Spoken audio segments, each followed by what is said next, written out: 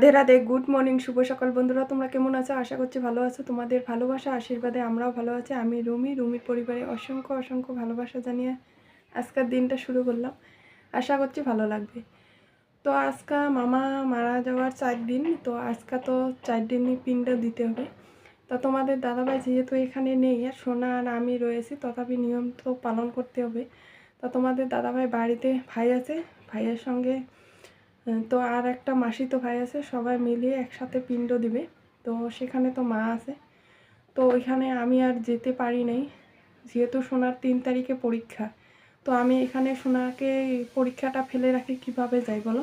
তাহলে কিন্তু আমারও যাওয়াটা উচিত ছিল, কিন্তু উপায় নেই, পরিস্থিতি কিছু কিছু বাধ্য করায়। তো সে তোমাদের দাদাভাই সকালবেলা ফোন করছিল, আজকে তো 4 দিন কিন্তু নিয়ম আমি পালন করছি। সিদ্ধ ভাতটুকুও খেয়েছি, যেটুকু তোমাদের দাদাভাই থাকতে করছি, তো সেটুকু করে যাচ্ছি।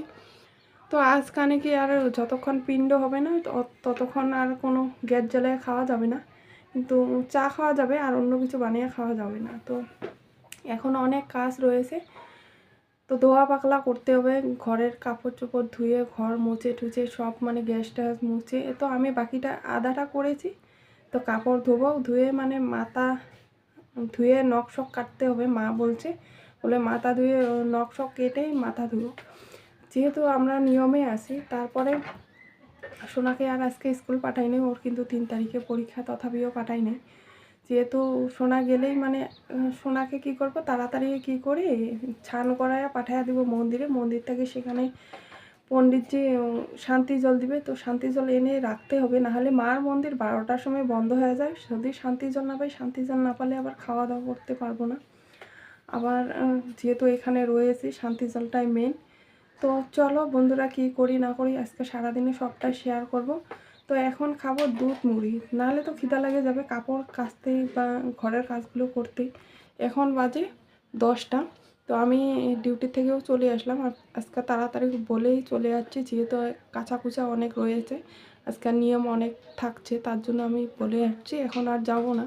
তো সব কাজকর্ম শেষ করি, সোনাকে আগে পাঠিয়ে দেই স্নান করি মন্দিরে, নাহলে মায়ের শান্তি জলটুকু পাবো না। তো চলো বন্ধুরা, তো আগে দুধ মুড়িটা খাওয়া দাওয়া করে নেই, সোনাকেও দিয়ে দিয়েছি, আমিও খেয়ে নেব। খাওয়া দাওয়ার পরে কাজে লেগে পড়বো। তা অনেক কাপড় ভিজিয়ে রাখা হয়েছে, তো কাপড়গুলো আগে কেসেই রোদে দিয়ে দেবো, যেহেতু রোদটা অনেক বাইরে গেছে। তাড়াতাড়ি ধুলে তাড়াতাড়ি শুকিয়ে পড়বে, নাহলে আধাবেলা চলে গেলে তো আর কাপড়গুলো শুকাবে না। তো আমার দেখো কাচাকুচি কমপ্লিট হয়ে গেছে। তো এগুলা ল্যাপ আর ব্ল্যাঙ্কেটগুলো রোদে দিয়ে দিছি, আর কাপড়গুলো এখানে কেচে রোদে দিয়ে দিছি। তো আদা শুকানো হয়ে গেছে, তো শুকালে এখন রয়েছে আমি নখ কাটবো। এখন নখ কেটে তারপরে ছানে চলে যাব, যেহেতু নখ কাটতে লাগবে। আর বাড়িতে জিজ্ঞাসা করলাম, তোমার দাদা ভাইরা ওরা চুল কাপড় কাচা কমপ্লিট। তো এখন ছান করে চলে আসলাম মাথা টাথা ধুয়ে। এখন কখন পিণ্ডা হবে জানি না, তো পিণ্ড না হলে তো খাওয়া দাওয়া চলবে না। যাই হোক, একটু অপেক্ষা করি, একটু রোদে বসবো এখন, যেহেতু ঠান্ডা জল দিয়ে স্নান করলাম, ঠান্ডা লেগে গেছে। তা চলো বন্ধুরা, কতক্ষণে খাওয়া দাওয়া করি সবটাই শেয়ার। একটা দেরি হইব, তো সামনাসামনি একা একা যেতে পারবে, ওর বান্ধবী একবারে আসবে, ও এখান থেকে যাবে।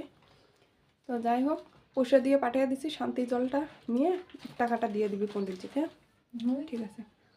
আর যদি ভিতরে ঢুকবি না মন্দিরে, আঙ্কুলকে ফোন করবি, আঙ্কুল নিয়ে আসবে। সোনা মন্দির থেকে চলে আসলো, আসার পরে এখন তো অনেকটা দেরি হয়ে গেছে। তা ওকে খিদা লেগে গেছে, যেহেতু দুধ মুড়ি খেয়েছে আর সকালবেলা দুধ বিস্কুট খেয়েছে, তারপরে দুধ মুড়ি খেয়েছে, কিন্তু এগুলো খাওয়া তো আর হয় না।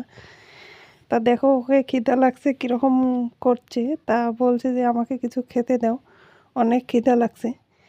তো কি খেতে দেই বুঝতে পারছি না, যতক্ষণ কিছু হবে না ততক্ষণ তো খাওয়া দাওয়া করা যাবে না। যাই হোক, অল্প আগে বাড়ির থেকে ফোন চলে আসলো, বলে পিণ্ড হয়ে গেছে, এখন শান্তি জল নিয়ে খাওয়া দাওয়া করতে হবে।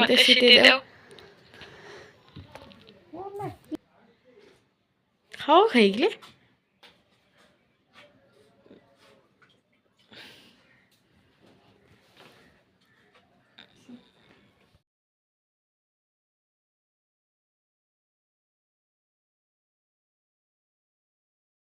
দুপুরবেলা খাওয়া দাওয়া করে তো আমি ডিউটিতে গেছিলাম আর সোনাকে টিউশনে রেখে গেছিলাম। তো এখন সোনার টিউশন শেষ হয়ে গেল, নিয়ে আসলাম।